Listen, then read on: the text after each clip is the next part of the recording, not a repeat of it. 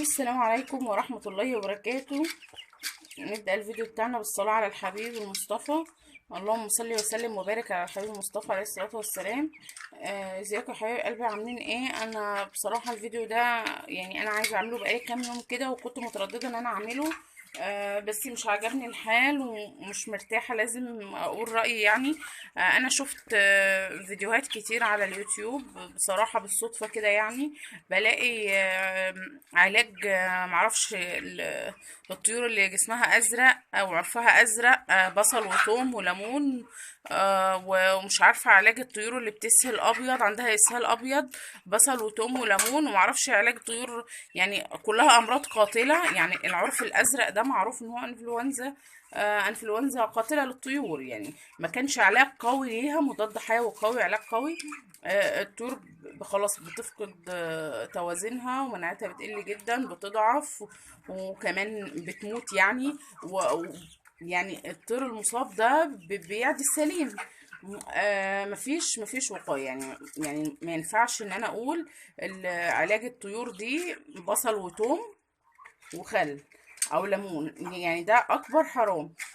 زي ما احنا بنبقى تعبانين كده كبني ادمين، يعني مثلا عندنا برد، فانا باخد، بجيب مثلا ليمون مغلي، بغلي ميه وبعصر عليها ليمون، بشرب ليمون مغلي مع معلقه عسل. بيخفف من الكحه، بيخفف من البرد، لكن مش علاج. هو مش علاج يعني.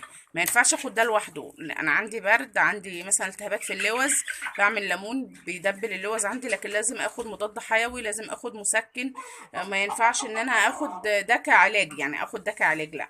هو ده بيقوي المناعة مثلا، وقاية من الأمراض، لكن ما ينفعش ده كعلاج. أنا شفت فيديو مثلا حد جايب فراخ، بيقول علاج الفراخ، لو عرفها زرقة عندك، اعملي معرفش ليمون على خل على توم وحط لهم، ويقسموا بالله ان ده علاج. ده مش علاج. يعني انا عن تجربة، وانا كمان انا دارسة زراعة، وانا عن تجربة 15 سنة. يعني انا بقالي 15 سنة بربي طيور. قابلتني كتير طيور مصابة، عالجت كتير الطيور، انفلونزا الطيور. مش هقول ان انا ما كانش بيتعب عندي طيور خالص، ما كنتش بمر بان ان يعدي عليا طيور تعبانة ولازم ان انا اشوف لها علاج. كله خلطات طبيعية، لا يبقى حرام عليا لما اقول كده. يعني يبقى اشيل ذنب. يعني حد سألني في الكومنتات قال لي مثلا انا الفراخ عندي رجليها ورمة، الفراخ التسمين رجلها ورمة ومزرقة، ده معروف، ده مرض لازم ليه علاج. ما ينفعش اقول لها خدي بصل وتوم وخل ورجلها هتخف. لا، انا لو عايزه انصحها بقى يبقى لازم الفرخ التعبان يتعزل في مكان لوحده عشان احافظ على باقي طيوري. لازم اعزل الفراخ دي في مكان لوحدها، التعبانين المصابين. اول ما الاحظ اي فرخ مصاب والفراخ التانية كويسة يعني، فاقوم عازل الفرخ ده عشان ما اضرش باقي الفراخ. يعني انا مثلا لو عندي فرخ عنده اسهال دلوقتي، مش هسيبه مع ده لما اجيب علاج، لا انا هجيب له علاج واعزله لوحده في مكان لوحده، وهدي له علاج، وهدي باقي الفراخ برضو علاج كوقاية. مش هينفع ان انا اعالج واحد والتانيين اقول مش مصابين ما اعالجهمش، لا لازم اديهم علاج كوقايه هم كمان يعني. ما ينفعش. انا بحط توم، بحط ليمون 3 مرات في الاسبوع او مرتين في الاسبوع. عطشت الفراخ من امبارح، معطشه الفراخ من امبارح، ما حطيت لهمش ميه لحد دلوقتي لحد الصبح. يعني من امبارح العصر تقريبا ما طلعتش للطيور ولا حطيت لهم ميه، معطشاهم طبعا يعني، هيجننوا على الميه اهو. حطيت معلقتين خل على لترين ميه، معلقتين خل، هم ما جوش ناحيه الاكل وعاملين يشربوا. ده لو هنحط ادويه او هنحط خل او هنحط ليمون ممكن نعطش كده عشان الطيور تشرب ميه كويس على الريق، فتعمل لها غسيل الكلى وتنظف المعده. هم طبعا مش اكلوا حاجه خالص، هم رايحين يعني هيتجننوا على الميه اهو. كمان شويه الميه هتتهضم وهياكلوا كويس، بس هم شربوا ميه على الريق كتير. عشان انا حاطه فيها خل، انا حاطه في الميه خل وعصره ليمونه واحده، فكنت عايزه اديها لهم، اللي هي تمنع البكتيريا، عشان الفراخ دي لما بيبقى عندها بكتيريا او ديدان، الفراخ البلدي بيكون حجمهم ضعيف، ما بيشيلوش وزن معاكي. عندي هحط دلوقتي فوق العلف الحاجات دي. الحاجات دي انا عصرت ليمون على الميه، هعصر ليمون على الميه بتاعت الطيور الكبيره اللي بره لسه. عصرت على دي ليمون وحطيت معلقتين خل على لترين ميه، هفصص التوم ده وهقطع البصل الصغير ده معايا دلوقتي. دول علاج؟ لا مش علاج، دول وقاية من الأمراض. دول تحصينة بيقوي مناعة الطيور، بيموتوا لو في ديدان أو بكتيريا في بطن الطيور بيموتوهم. طبعا كلنا عارفين إن التوم ده أصلا للبني آدمين بيبقى قاتل للديدان. يعني التوم ده للبني ادمين قاتل للديدان، وكلنا عارفين كده. ففراخك لما تاكل توم وتاكل بصل بتموت الديدان اللي في بطنهم. يعني ممكن تلاقي الفرخ عنده ديدان اصلا، او عنده ميكروب في بطنه او بكتيريا، وبيجري وياكل ويشرب عادي، بس وزنه ضعيف جدا، ما بيشيلش وزن معاكي، وزنه قليل، ما بيشيلش وزن كويس. هتعملي ايه؟ هتعملي له بصل وتوم، تقطعهم له، هيموت الديدان اللي في بطنهم، هيقوي مناعة الطيور. كأنك بتديله مضاد حيوي طبيعي، اللي هو مش مضاد حيوي علاج، لا وقاية. وقاية اللي هو بقوي مناعتهم من الأمراض. لكن أنا دلوقتي مثلا عندي فرخ مثلا، الله أكبر، يعني عرفه زرق ولا حاجة، ده فيروس قاتل للطيور. يعني زرقان العرف ده فيروس شديد وقاتل للطيور، ما ينفعش أسكت عليه. لا، أنا بسرعة أجيب مضاد حيوي، أنا ماشية على مضاد حيوي معين. بقى عارفة نتيجته، بقالي سنين بجيبه مثلا. عارفة نتيجته كويسة، نتيجته فعالة. أول ما ألاحظ إن الفرخ تعبان، في عرفه زرق شوية أو كايش في مكان كده ما بياكلش، أو شكله متغير عن الطبيعي، بقوم جايبة الفرخ ده وأقوم عازلاه في مكان بعيد عن الطيور خالص. يا ريت يبقى طبق تاني كمان، يعني دور تاني غير الدور اللي فيه طيور، لان الفيروس ده بيطير وبينتشر بسرعه. فاقوم جايبه الفرخ المصاب واقوم عازلاه في مكان بعيد خالص، وجايبه علاج مضاد حيوي هديله هو لوحده بسرنجه، لان طبعا لو هو تعبان مش هيجيله نفس ان هو ياكل. بسرنجه فاضيه واقوم مدياله المضاد الحيوي. طبعا يعني مش شرط ان انا اروح اجيب علاج ب50 60 جنيه، لا، ده انا بص، انا مضاد حيوي بجيبه مثلا بيبقى ب12 ونص او 15 جنيه. هشرب كل الطيور اللي عندي من نوع المضاد الحيوي ده. ليه؟ لانهم معرضين ان هم يتصابوا نفس الاصابه بتاعت الفرخ اللي انا عزلته. ما ينفعش ان انا هشرب المصاب او العيان واسيب التانيين اقول ما هم ما فيهمش حاجه، ما هم معرضين ان هم يتصابوا زيه. فانا وقايه لازم ادي كل الطيور اللي عندي علاج زيهم زي الفرخ المصاب اللي اخد العلاج. ما ينفعش انا يبقى عندي الطيور عندها اسهال ابيض، اسهال قاتل للطيور، واقول انا هديها بصل وتوم. لا، انا ممكن مثلا فراخ لسه جايباها جديد مدخلاها، هتلاقيها مثلا عندها اسهال احمر او دموي، كوكسيديا مثلا. لا، انا ممكن اعالجها دي، انا ممكن اعالجها بشاي تقيل او شاي بليمون، وعطش واشرب شاي بليمون، فاقوم الاقي خلاص الاسهال لونه اتغير على طول، عشان هم مغيرين مكان من المزرعه لمكان تاني فبقوا كده. فانا خلاص غيروا المكان، فانا بعمل لهم وقايه عندي في البيت.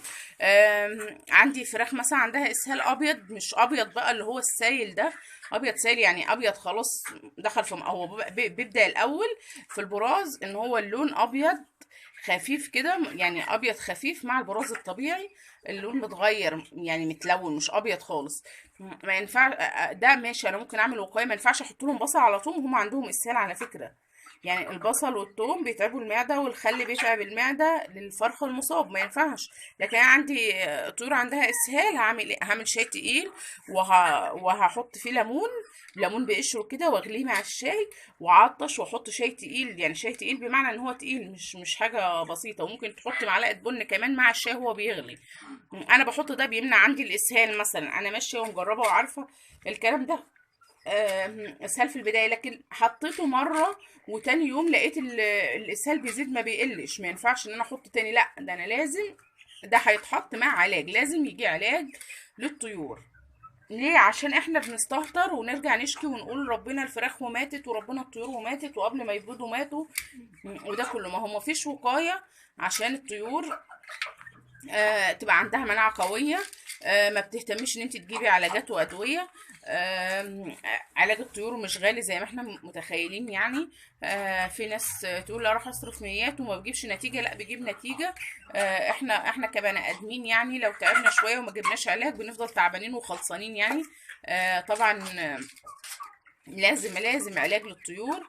انا طبعا عندي، انا دلوقتي بعمل بحصن، انا بقوي المناعة، ما بعالجش. بصل وثوم وخل، ما بعالجش، ما عنديش حاجه تعبانه يعني، الله اكبر. لكن انا دلوقتي بحصن عشان ما يتعبوش، عشان ما يبقاش عندهم استقبال للامراض او الفيروسات. لكن انا ما ينفعش دلوقتي ان انا هاجي اقول خلاص انا مديه بصل وثوم وما اعرفش ايه ومش هحصن على دخول الشتاء. لا، انا لازم احصن على دخول الشتاء، وبحصن حقن كمان يعني. ما بديش ادويه كتير في ميه، انا ممكن اجيب حقن بتبقى احسن لي واسرع كمان كتحصينه ووقايه للطيور. بس انا مش هحصن دلوقتي، انا قدامي لحد شهر 9 ان شاء الله، لما احصن اخر 9 كده او اوائل 10 فاقوم محصنه الطيور عشان تبقى داخلين بمناعه قويه. بمناعة قوية على الشتاء. ربنا يعدها لنا بقى خير كده وسلام لكل الناس اللي بيشكوا بيقولوا ان الفراخ بتموت في الشتاء.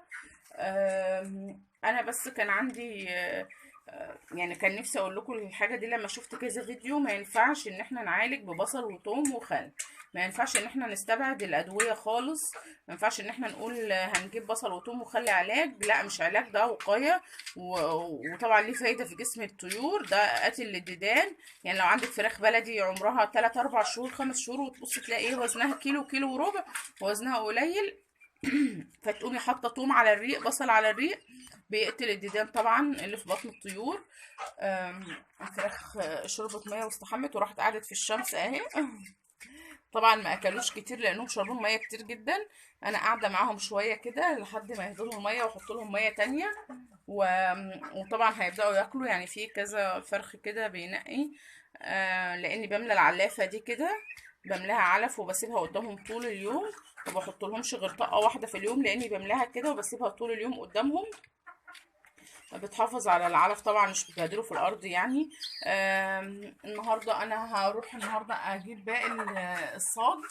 انا عملت المكان ده صاج زي ما وريتكم، اروح النهارده اجيب باقي الصاج ده، وهجيب باب ان شاء الله للباب اللي بره، لان لازم اقفل، لان ان شاء الله بعد يومين منزله دوره تسمين في المكان ده برضو. هنضف المكان ده كويس وهنضف كل المكان يعني ان شاء الله. اول ما اقفل الصاج كله واحش الاماكن المتفتحه دي هجيب دوره التسمين بعد يومين، وهنزلها هنا ان شاء الله برضو. هنضف المكان ده وهقفل عليه كويس عشان الفراخ ما تطرش وتروح هناك. وهجيب دورة تسمين هنا. اللي حابب يبدأ معايا ان شاء الله يعني بعد يومين، ممكن على السبت ان شاء الله اكون جبت دورة الفراخ التسمين، لاني ما عنديش فراخ دلوقتي ومحتاجة بجد، ما بشتريش حاجة من بره ابدا. فانا هخلي عندي للبيت وهبيع منه برضو، مش هخلي كله بصراحة يعني. انا حبيت اقول لكم الفيديو ده، يا رب تكونوا استفدتوا منه. انا برد على كل الناس في الكومنتات، وان شاء الله فيديو التحصينات ده انا مش ناسياه، ده حاجه مهمه جدا، بس انا مش حابه اقول لكم يعني حابه اقول لكم نظري ان انا هعمل كذا وهعمل كذا وهعمل كذا. لا، انا حابه اعمل الفيديو يبقى عملي وانا بحصن. انا بحصن طيوري في اول 10، هحصنهم قبل كده ب15 يوم عشان اعمل لكم الفيديو عملي، عشان تشوفوا الفيديو وانا بحصن طيوري بالظبط، بدل ما اقول كلام كده. انا عايزه اعمله عملي. الناس اللي بتسالني في الكومنتات انا مش ناسيه خالص، ومش هحصن طيوري غير لما اصورها لكم ان شاء الله، وهحصنها قبل ميعادها ب15 يوم عشان الناس تلحق تحصن وتجيب الحقن وتدي وتحصن طيورها برضو. وربنا يبارك لكم كلكم يا رب، ولا يحزن حد ابدا على طيوره يعني، لانها حاجه بتحزن والله لما الطيور تمرض وتموت، حاجه بتحزن، لانهم مش بيتكلفوا قليل خالص، بالعكس بيتكلفوا كتير وبيحتاجوا برضو شغل كتير وتعب وارهاق وكل حاجه يعني. بس الواحد اللي بيصبره ان هو بيلاقي حاجه كويسه بعد كده. فربنا ما يضركوش ابدا في طيوركم يا رب. اللي يحتاج اي حاجه واي سؤال انا تحت امركم، برد على كل الكومنتات تقريبا، ما بفوتش كومنت يعني غير لما برد عليه وبفيدكم. لو عجبكم بقى الفيديو ده ما تبخلوش عليها باللايك والشير للفيديو والسبسكرايب للقناه. والسلام عليكم ورحمه الله وبركاته.